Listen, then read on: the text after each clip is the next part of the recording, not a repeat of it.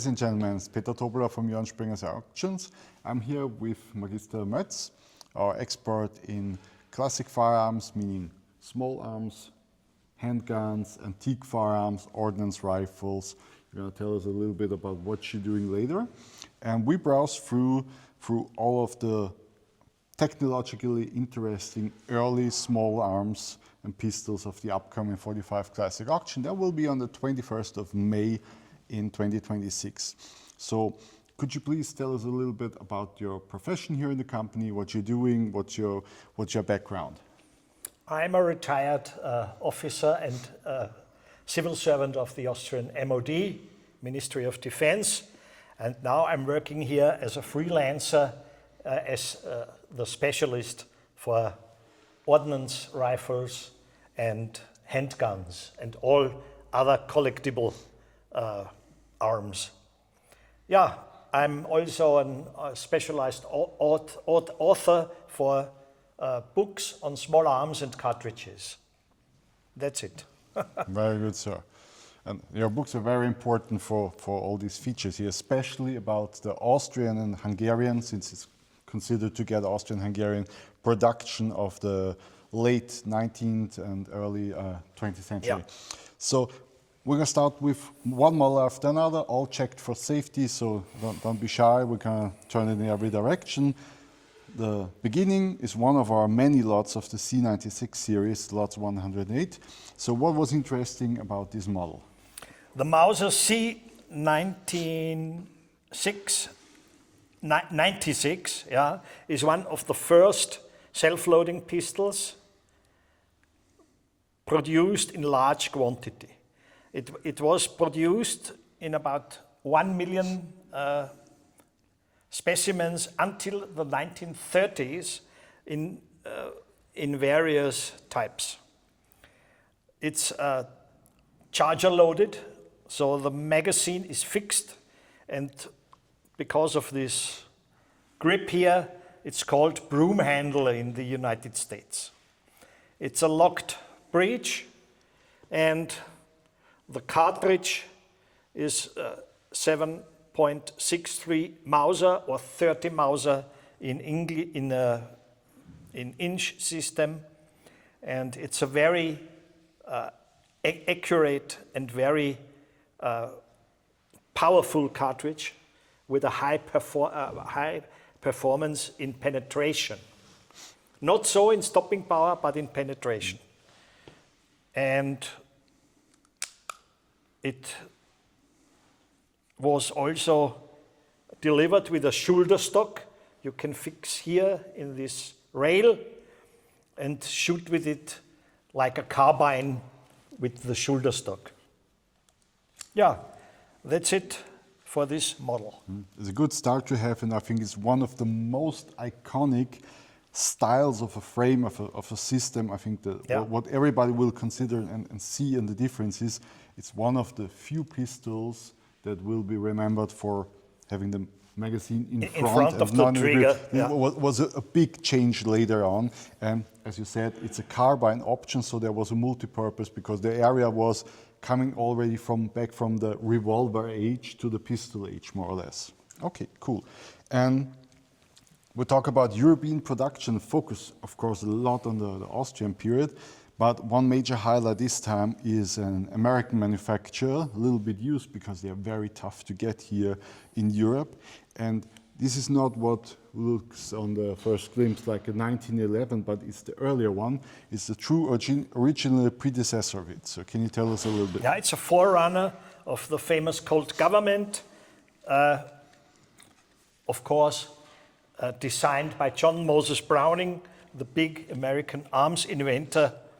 It's a model 1902 in 38 automatic caliber, and it has, of course, a detachable magazine in the grip, like all modern pistols have, and it has the famous locking system of Browning. Yeah, of this model, it's a sporting model, in contrary to the military model. Only a few hundred were made So this model is extremely rare, but of course the type of 1902 is also extremely rare. But of the military model, a few thousand were made, but of this only a few hundred. So the condition is okay. It's not mint, but for a rare gun like this, the condition is collectible. Yeah, chances are that if you have already a lot of Colts in Europe, you're maybe not going to have one of these. Yeah, So very good option. Cool. Now we're coming to the traditional age of Austrian manufacture and Austro-Hungarian manufacture. One of my personal favorites, I like it because of the shape. You're going to tell us a little bit about it for you. It's our lot number 106. It's the Mannlicher pistol, model 1905. I personally like it because of this kind of shape that reminds... It's very elegant. Yeah, it reminds a little bit back to the revolver age, but we speak about a very technical, interesting pistol system. The Mannlicher 05 is a blowback action, no locked breech. It's a blowback pistol, and also charger loaded. Here, you put in the charger and load. The magazine is fixed in the grip. 5,000 items of this model was sold to Argentina as a military pistol. And in the 1970s, the Argentine sold this as a surplus to the US. So it's fairly common in the United States. And also the Argentine ammunition for this pistol, which was also sold as surplus to the US. But I have to confess, it was not very successful beside the job with Argentina. Not commercial and not on the military side. So it is. Mannlicher was very famous for his rifle inventions. The rifles were introduced in dozens of countries like Austria, Bulgaria, the Netherlands, Romania, and so on and so on. But this pistol is more or less not very successful. Yeah. We're going to speak about Steyr, Mannlicher, and their success with pistols later, but there are proofs of success anyway. I think very interesting, this model has a detachable side plate, so it was meant for cleaning and maintenance.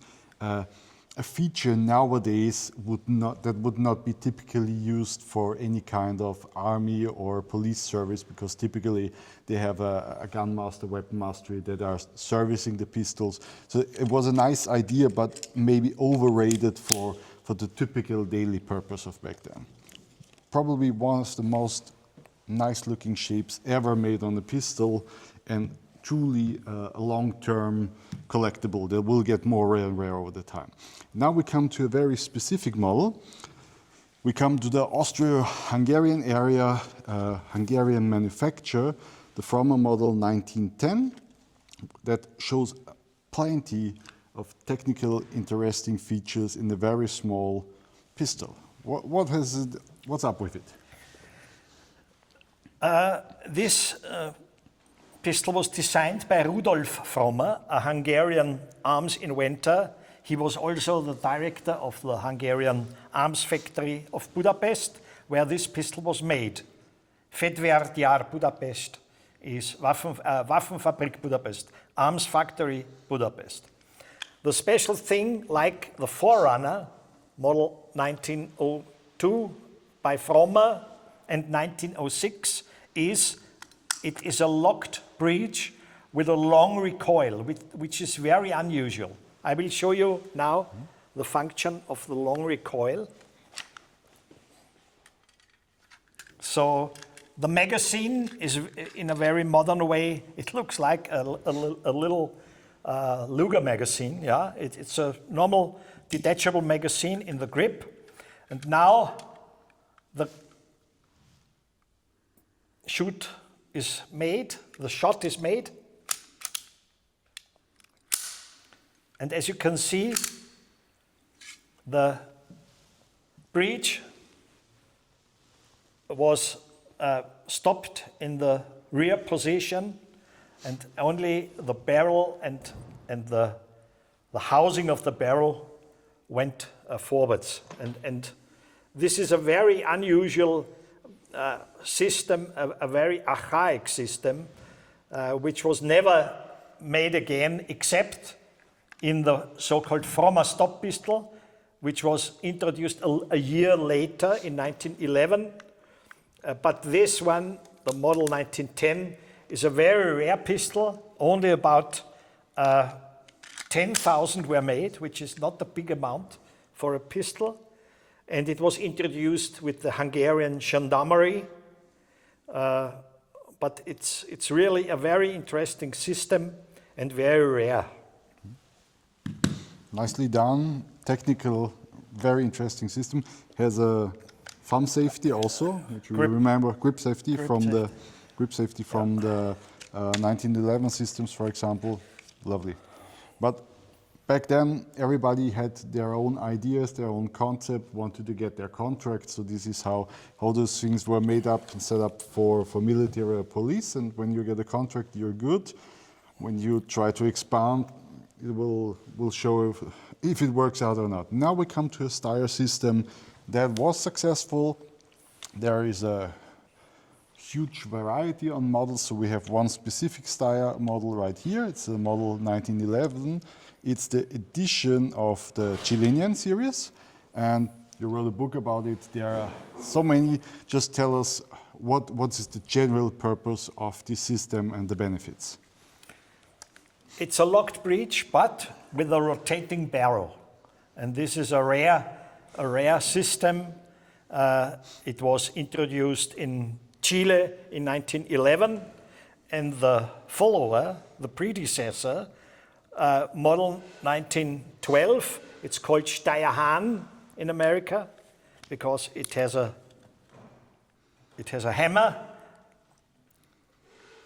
and the other Steyr pistol, Steyr Rot, is a striker-fired gun. But the Steyr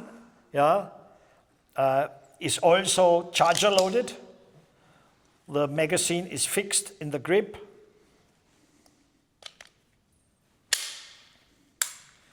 And this item has the crest of Chile on the left side and Ejército de Chile, Chilean army on the right side. Also, these guns were sold in the 1960s as surplus to America. So it's fairly common in America. But of course, the Model 12 was produced in about 500,000 amount, and it was the main handgun of the Austro-Hungarian army in First World War.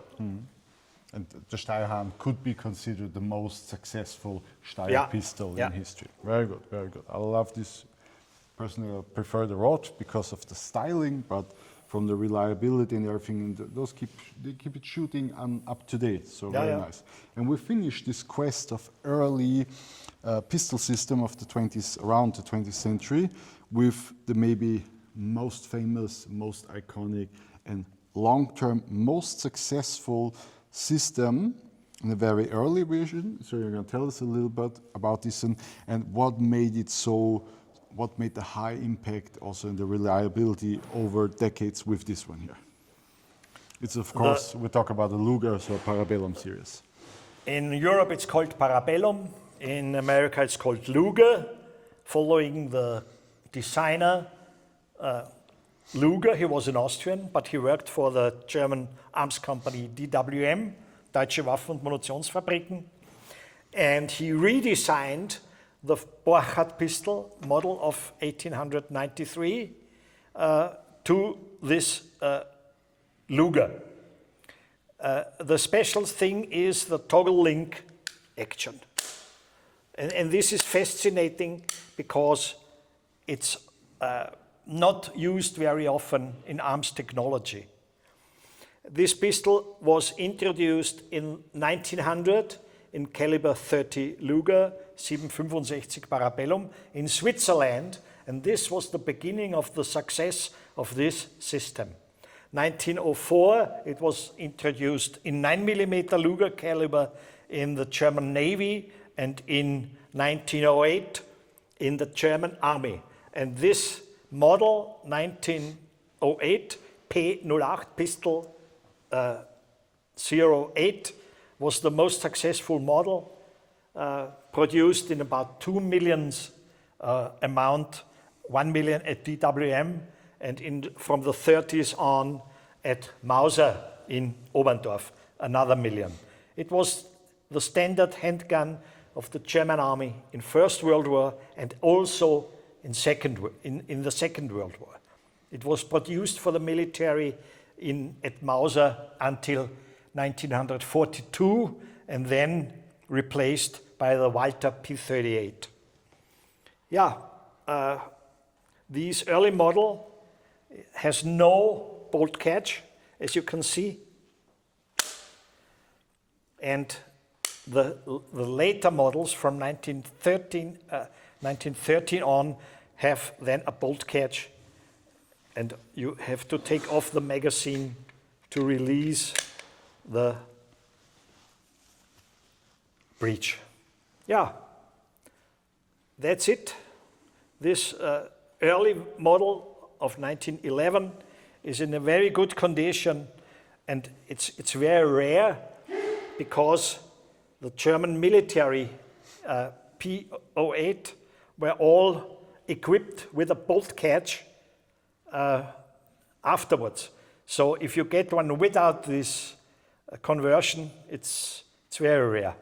Yeah, that's it. It's a very superb system, and for you as a collector, there are different methods to analyze and go through it. So the general would be to say this is a great overview about different manufacture, different breech and locking systems, so how the firearm is operated, how it works, and it could be an approach to collect in this kind of way. And when we speak about, let's shortcut and say always Luger, you're in a whole different level, because what makes it outstanding is the locking system, but it was so successful that we have so many different variants of this version. So in different calibers, different barrel length, different purpose, up to carbine and everything. So this shows the whole gap into a new dimension of small arms success in production, in the matter of how some configuration figured out what is the best need for the purpose at this period of time. Wonderful. So this is a little glimpse about the auction. We're going to sell a lot of pistols in our upcoming auctions, 2 days. And if you have a question, don't hesitate, put it in the comments down below. We're up to you. My first idea would be for you also to understand, get the right literature if you want something for Europe. So you have 2 very nice books that file a lot about this information here, so take this also in your consideration. Good luck for your bidding and enjoy your upcoming auction.